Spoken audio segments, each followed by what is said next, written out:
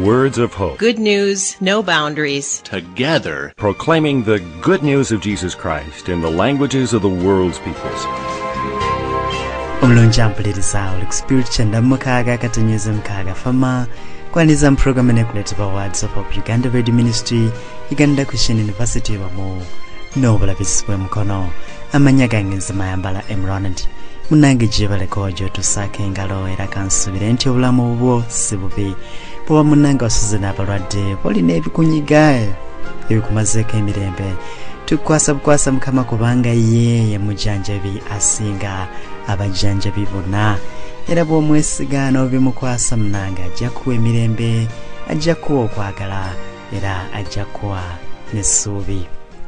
Nze nange kamwe koogera nabeerako awaka nga waliwo amasabo nga 7 mulamba. Ebyobusamize nabimanya. Nabeerako awaka nga tuli ku nkenke bwa nfudde bandoga, nfudde bandeetedde byonziira.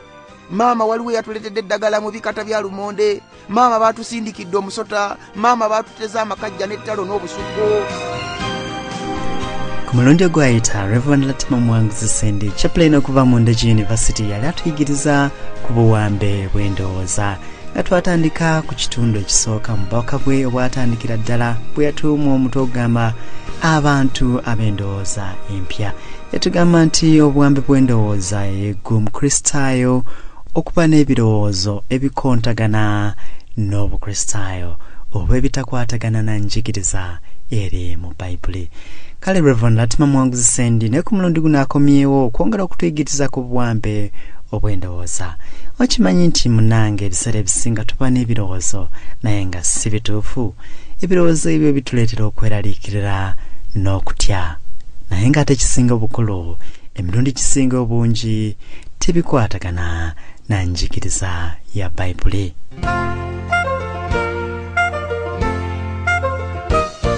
Munange Luganda tuva kuchenda mukaaga katonyeza mukaaga Spirit Fm Reverend Latima Mwanguzi Sendi chaplain okuva mu Uganda University mwene program ekuletebwa Words of Hope Uganda Radio Ministry yaze mu kitundu ekyokubiri ekigamba nti obuwambe obw'endowooza ng'agenda kubatulaga engeri y'Abakristaayo endowooza zaffe bwe ziwambiddwamu. Mukama gw'omukisa munange ng'owuliriza Reverend Latima Mwanguzi Sendi bona.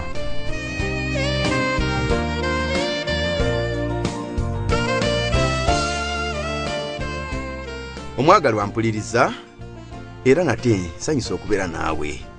Nkyali omuweerezaawo Reverend Mwanguzi Sendi Latima chaplain Ndejje University. Bannanga ab'Endejje University mwenna mbaagala nammwe abali wano okumpuliriza mu programu yaffe eno gye tuyita abantu ab'endowooza empya. Era nkulamusizzaako nnyo. Mukama yebale okukuuma abalwadde munnange, Mukama basaasire abafiiriddwa mwenna, era oyo y'omu ye musumbanyiga ebiwundu. Kakati olwaleero tugenda mu maaso ne programu yaffe gye twatandikako, era nga luli omulundi ogwayita nayigiriza ku buwambe bw'endowooza. Ne ngamba nti obuwambe bw'endowooza kitegeeza omuntu okulegamira mu birowoozo ebikontagana n'obulamu bw'Ekikristaayo oba n'enjigiriza ya Bayibuli. N'olwaleero ngenda kwogera ku kitundu ekyokubiri eky'obuwambe bw'endowooza. Wasibibwa mu ndowooza y'obuwangwa? Bw'otambula olowooza nti weetooloddwa emizimu so si bamalayika be bakukuuma? Waliwo endowooza ziwalegamiramu. Olwaleero neegattaako twongere okulaba ekigambo kino eky'obuwambe bw'endowooza. Zikiriza buli ssaala gye nsaba Katonda wange abampulira. Nzikirizagana amaziga g'enkaaba kaseera buseera gasangule. Nzikiriza buli kirungi kye noonya Katonda wange ajja kukimpa. Nzikiriza buli ssaala gye nsaba Katonda wange abaawulira. Nzikirizagana amaziga g'enkaaba kaseera buseera gasangule. Nzikiriza buli kirungi kye noonya Katonda wange ajja kukikola. Kuba nzikiriza nti mulamu Mukama. Nzikiriza nti wali Mukama. Nzikiriza nti yafa kubeera nze. Nzikiriza nti yanjagala era akyanjagala. Omwagalwa mpuliriza nkyali omuweerezaawo Reverend Mwanguzi Sendi Latima chaplain Ndejje University mu programu yaffe eno gye tuyita abantu ab'endowooza empya. Era nga wano mu studio ndiwo ku Words of Hope Uganda Radio Ministries. Nebaza Katonda akukuumye ng'oli mulamu. Jukira omulundi guli neesiba nnyo ku ky'Abakristaayo abalegamira mu ndowooza y'obuwangwa bwabwe obw'ekinnansi ne bagigundiriramu, naye ng'ate bo balowooza nti bali mu ndowooza ya Kikristaayo. Nawe ebyokulabirako bingi, era nga ne leero njagala nnyongereko n'ebyokulabirako ebirala ebinaakwoleka ng'Abakristaayo bangi bwe baziŋŋamidde mu ndowooza z'obuwangwa obutakkiriziganya n'Abakristaayo. Olina emizizozizo egikuteeka ku bunkenke buli bbanga, n'obeera mu kutya wadde oli Mukristaayo. Bwe guba nga bwe gutyo bwe guli, walegamira mu ndowooza y'obuwangwa, weetaaga okusumululwa olyoke weeyabize bulungi mu bulamu bwo obw'Ekikristaayo. Teweerabira nti programu ene kutuusibwako aba Words of Hope Uganda Radio Ministries, era nga Words of Hope kitegeeza ebigambo ebireeta essuubi. Lwaki njagala okukuyigiriza ebigambo bino olyoke ove mu buwambe bw'endowooza ofune essuubi erijja, obeere mu bulamu obujjuvu Katonda bw'akwagaliza. N'olwekyo bigambo bya ssuubi mukwano gwange. Ebukunje waffe eyo gye nakulira, nalaba nga Abakristaayo bangi abaalinga ku bunkenke obw'okuziŋŋamira mu ndowooza z'obuwangwa obubi. Omanyi nasooka kukulira Bukunja bwe nave ate ne ŋŋende Bugerere, ate gye nvudde kati ndi Bulemeezi. Naye mu kitundu kino eky'Ebukunja nga batugamba mbu ekintu ekikulu ky'ofuna, kaŋŋambe nti buli kintu ekikulu ky'ofuna olina okukisaddaakira. Saddaaka ng'Ebukunja ziringa saddaaka. Omuntu nga bw'azimba ennyumba asaddaakira omusingi, bwe guggwa ate n'addamu n'agisaddaakira ebisolo. Bw'ogula akagaali okasaddaakira enkoko, bw'ogula emmotoka ate ne gubula asala. Olumu twafuna bbaasi yaffe mu kitundu ekyo, ne mpulira Abakristaayo bangi abawangaalidde mu kkanisa nga bagamba nti bbaasi eyo nnyini yo bw'ataagisalire muntu egenda okwesalira abantu mujja kukinnyonnyoka. Olumu bbaasi eyo bwe yafuna akabenje nefiiramu abantu abasukka mwana, olwo Abakristaayo be bamu ne babejjereza nti yeesalidde. Olaba twasaddaakiranga ebinyeebwa ebizungu. Omanye ekinyeebwa ekyo tebayita ekizungu, kiri awo kyetooluvu bwe kiti. Ekyo ng'okukisimba ku lujja bagamba kisala bw'otakisaddaakira. Omukulu omu yazimba shuga jagale, olwo ffenna abaana nali mu primary nga ndi muto nnyo bwe nti oba mu pitu awo, n'azimba shuga jagale mu kitundu ekimu eky'Ebukunja. Olwo ffenna abaana ne batusibiranga mu nju nga n'ogenda emugga tuwerekerwako nambuukuliza amiggo. Lwaki? Kubanga eŋŋambo zaayitiŋŋana mbu shuga jagale yasaze emitwe gy'abantu 7. Ennaku zino empapula z'amawulire zikoze kinene okwanika ebikolobero by'okusaddaaka abantu. Naye mwana wattu tolowooza nti bitandise butandisi kati. Ffe waffe Ebukunja eyo twali twabimanyiira nga kizibu omwaka okuggwako nga towuliddeewo ekiwuduwudu kya muntu gwe basaddaakidde ku ttale.